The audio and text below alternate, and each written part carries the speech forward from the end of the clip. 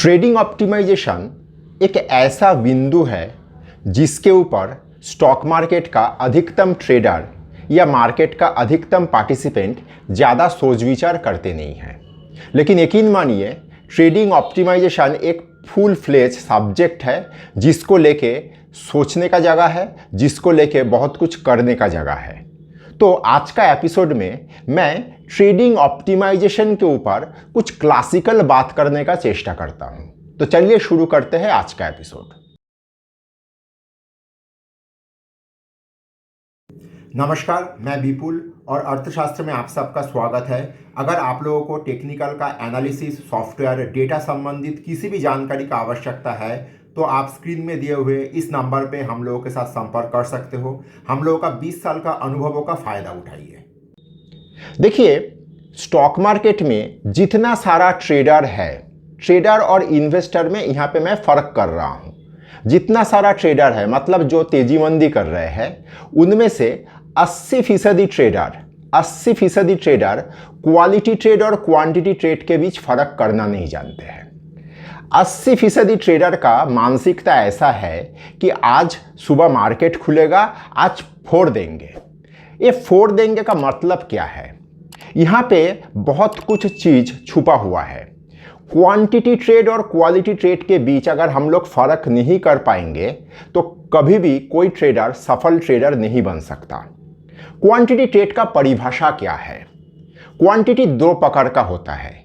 एक व्यक्ति quantity trade कर रहा है, इसका तात्पर्य दो तरह से निकाला जा सकता है। या तो वो व्यक्ति, मान के चलते हैं, वो 5000 ACC में सौदा करता है, या वो व्यक्ति 200 ACC पूरा दिन भर में 15 बार काम करता है या 20 बार काम करता है। दोनों ही क्वांटिटी ट्रेड के अंदर आएगा। अब सवाल ये आता है, एक ट्रेडर अगर इस तरह का क्वांटिटी ट्रेड करता है तो उसको कहाँ पे तकलीफ हो सकता है? मैं यहाँ पे जो लोग मेरे चैनल में मेरा वीडियो नियमित रूप से देखते हो, मैं उन सबको एक सुझाव देना चाहता हूँ कि आप लोग आपका लास्ट 2 महीने का ट्रेडिंग का बही खाता निकालिए, उसका सौदा बुक को एनालाइज करिए। आप लोग यहाँ पे बहुत कुछ समझ पाओगे कि क्वांटिटी ट्रेड आपको आगे ले जा रहा है या धीरे धीरे आपको ख़त्म कर रहा है। देखिए, हमेशा एक चीज़ मार्केट में याद रखा करिए। मार्केट में ब्रोकर क्या चाहता है? कोई भी एक ब्रोकर हमेशा चाहता है कि उसका जो व्यापारी, मतलब ट्रेडर लोग उसका पास काम कर रहा है, वो चाहता है, ब्रोकर का पॉइंट ऑफ व्यू से सोचिए, वो हमेशा चाहता है कि ट्रेडर ट्रेड करे, ज़्यादा ट्रेड करे। क्योंकि ट्रेडर ट्रेड करके प्रॉफिट करे या लॉस करे, ब्रोकर को हर हालत में ब्रोकरेज आएगा ही। तो ब्रोकर चाहता है कि उसका व्यापारी ज़्यादा काम करे, इससे उसका दुकान अच्छा चलेगा। और मज़ेदार बात देखिए, आज ये जीरो ब्रोकरेज का जो ज़माना चल रहा है, मतलब ये जीरोदा टाइप का जो ब्रोकर है, ये लोग भी दलाली इतना कम लेता है। इसके पीछे मेन मकसद क्या है? क्योंकि दलाली कम लेके वे लोग व्यापारी लोगों को लालायित करता है, इंसिस्ट करता है कि तुम जम के ट्रेड करो, ज़्यादा ट्रेड करो। इससे देखिए कुछ हासिल होता नहीं है। आप ज़्यादा ट्रेड करके आप पाते क्या हो, इसको लेके अगर कोई सोचे तो देखेंगे कि एक कालखंड के अंदर आप देखेंगे कि आपको कुछ ज़्यादा मिला नहीं। अगर कुछ मिला तो वो है टेंशन, स्ट्रेस, ये सभी मिला। अब आते हैं क्वालिटी ट्रेड। क्वालिटी ट्रेड क्या होता है? ये क्वालिटी ट्रेड के प्रति अगर हम लोगों को एक बार थोड़ा चस्का लग गया तो आप समझो आपका आधा से ज़्यादा काम हो गया। अब क्वालिटी ट्रेड हम कैसे कर सकते हैं? देखिए, मान लीजिए एक शेयर है ACC। ACC शेयर का एक इंडिविजुअल आइडेंटिटी है और ACC का एक सेक्टोरियल आइडेंटिटी है। जैसे मान लीजिए मैं विपुल, मेरा एक निजी आइडेंटिटी है और मैं ही किसी का पिता हूँ, किसी का पति हूँ, किसी का बेटा हूँ, किसी का भाई हूँ। तो मेरा अलग अलग आइडेंटिटी में मैं बिलोंग करता हूँ। सवाल ये आता है, अगर आप लोगों को क्वांटिटी ट्रेड करना है तो सबसे पहले क्वालिटी ट्रेड करना है। तो क्वालिटी ट्रेड के लिए आपको इस तरह से चीज़ को देखना होगा। मार्केट में शेयर को इंडिविजुअल आइडेंटिटी में देखने का चेष्टा ना करें। देखिए, हर रोज मार्केट में सुबह 9:15 से 3:30 बजे तक बहुत शेयर चलता है ऊपर के तरफ, बहुत शेयर चलता है नीचे के तरफ, ये चलता ही रहता है। और जो लोग एडवाइस करते हैं, चाहे टीवी चैनल में हो चाहे नेट के माध्यम से हो, ये लोग पूरा दिन भर में हजारों एडवाइस आप लोगों को कर देगा। लेकिन सवाल ये आता है, ये सब कोई इंडिविजुअल कैपेसिटी में अगर स्टॉक का इंडिविजुअल आइडेंटिटी के ऊपर अगर एडवाइस करेंगे तो आपके लिए पूरा मार्केट काम करने के लिए काफ़ी नहीं पड़ेगा। तो इसके लिए हमेशा दिमाग में रखिए, क्वालिटी ट्रेड के लिए आपको जो करना है कि आपका एनालिसिस एक तरह का होना चाहिए। मसलन मैं एक उदाहरण के माध्यम से आप लोगों को समझाने का कोशिश करता हूं। अगर वीडियो आप यहां तक देख चुके हो तो कृपया लाइक और सब्सक्राइब करिए और दोस्तों के साथ शेयर करिए, क्योंकि खुशियां और ज्ञान बांटने से बढ़ता है। आप लोग मेरा चैनल का वीडियो का लिस्ट में जाके आप देखिए, मैं जुलाई में, जून का आखिर से जुलाई पूरा, मैं आप लोगों को एक ही सेक्टर बार बार रिकमेंड करता था, cement sector, cement sector, cement sector. आज पूरा देश कहता है कि सीमेंट सेक्टर में बहुत कुछ हो रहा है।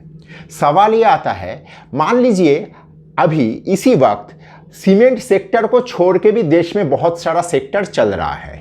हालांकि मैं सीमेंट के साथ आपको पीएसयू बैंक भी आप लोगों को बोला था। मेरे लिए आज के तारीख में सीमेंट सेक्टर एक ऐसा फोकस एरिया है कि इस सेक्टर के दाएं बाएं मैं और कुछ नहीं देख पा रहा हूं, या मेरे लिए पीएसयू बैंक एक ऐसा सेक्टर है, इसको छोड़ के मैं दाएं बाएं कुछ नहीं देख पा रहा हूं।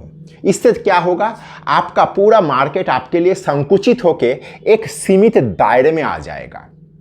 मैं जिस तरह से काम करता हूं, मैं थोड़ा आप लोगों को धारणा देने का चेष्टा करता हूं। मैं सीमेंट में बहुत सारा सीमेंट कंपनी का शेयर मैं डिलीवरी में उठा के रखा हूं, और मैं ट्रेड भी जितना कुछ ट्रेड करता हूं, वो ट्रेड भी आज के तारीख में इन दिनों मैं सीमेंट में ही कर रहा हूं। मज़ेदार बात है, मैं जिस ब्रोकर के पास या जिस ब्रोकर के पास सीमेंट सेक्टर का शेयर डिलीवरी में उठाया हूं, मैं वहां पे सीमेंट का शेयर का ट्रेडिंग नहीं कर रहा हूं। इससे गड़बड़ हो जाता है। किसी एक दिन देखा जाएगा कि मेरा डिलीवरी का माल भी निकल जा रहा है। इस तरह का चीज़ हुआ है और होगा। तो मैं किसी दूसरे के पास ट्रेड कर रहा हूं सीमेंट में, मान लीजिए एसीसी में मैं ट्रेड कर रहा हूं। यहां पे मेरा फोकस एरिया क्या हुआ, सीमेंट के बाहर मैं कुछ नहीं देख पा रहा हूं। मेरा फोकस एरिया क्या है, पीएसयू बैंक के बाहर मैं कुछ नहीं देख पा रहा हूं। हो सकता है कि केमिकल चल रहा है, हो सकता है कि फार्मा चल रहा है, मुझे उससे कोई मतलब नहीं। क्यों मतलब नहीं? क्योंकि मेरा स्टडीज, मेरा फोकस एरिया सीमित दायरे में मैं केंद्रित कर रखा हूं। अब देखिए और एक चीज, मान लीजिए किसी एक व्यक्ति का ये सारा चीज हुआ है, वो उस तरह से स्टडी किया है। अब आता है उस व्यक्ति का कैपेसिटी, मान लीजिए 500 एसीसी शेयर को लेके ट्रेड करने का हैसियत उसका है। हो ही सकता है 500 एसीसी ले सकता है, 500 एसीसी बेच सकता है, इस तरह का वो हैसियत रखता है। लेकिन होता है लालच, ग्रीड यहां पे हावी हो जाता है। वो सोचा कि 500 एसीसी ना लेके 5000 एसीसी में ट्राई करते हैं। हो सकता है कि एसीसी एक बहुत बड़ा मूव दे रहा है, लेकिन क्योंकि उसका क्वांटिटी कैपेसिटी के बाहर होता है, क्योंकि होता है ना 4 रोटी खाने का पेट है, लेकिन कोई व्यक्ति अगर 8 रोटी खा लेगा तो उसको जैसे एक अस्वस्थ फील हो रहा होगा, मार्केट भी उस तरह का फीलिंग्स आपको देगा। तो अगर वो 5000 क्वांटिटी में एसीसी का सौदा लेने चला जाएगा तो वो कभी भी एसीसी का पूरा रन कैश नहीं कर पाएगा। तो क्वांटिटी को मैनेज करते हुए, फोकस करते हुए अगर कोई व्यक्ति ट्रेड निकाले मार्केट से, तो उसका नंबर ऑफ ट्रेड कम हो जाएगा, क्वांटिटी मैनेजेबल रहेगा, और ट्रेड भले ही हफ्ते में 4-5 ही निकले, दिन का 10 ट्रेड, दिन का 5 ट्रेड करने से हफ्ते में 5 ट्रेड करे और वो 5 ट्रेड मुझे अगर अच्छा खासा पैसा देके जाए, तब मैं इसको क्वालिटी ट्रेड कहूँगा। इस तरीके से अगर कोई व्यक्ति मार्केट में सौदा करने का कोशिश करे तो मैं समझता हूं उसको एज ए ट्रेडर सफलता अवश्य मिलेगा। इस बिंदु के ऊपर आप लोग प्लीज सोचना, क्वालिटी ट्रेड और क्वांटिटी ट्रेड के बीच फर्क करना सीखिए और क्वालिटी ट्रेड के प्रति अपना जागरूकता बनाइए। धन्यवाद।